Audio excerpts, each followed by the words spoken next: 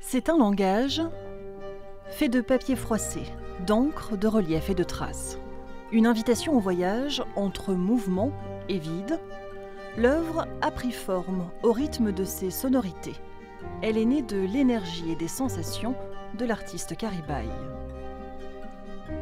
Ça peut évoquer une vague et ça peut évoquer un bélier, la puissance d'un animal qui va charger.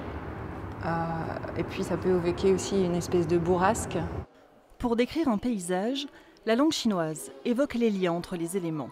Elle utilise deux principes appelés montagne-eau et vent-lumière. Ça m'inspire infiniment plus que paysage parce que ça ouvre une dimension cosmique. Et donc je me sens plus dans la filiation de cette façon-là d'évoquer le paysage que dans la filiation occidentale justement. Et comme il se trouve que je suis née au Japon et que j'y ai vécu étant enfant, je pense que ça me parle aussi davantage pour ça. Caribaille a eu un coup de foudre pour le musée des arts asiatiques et ses Bouddhas.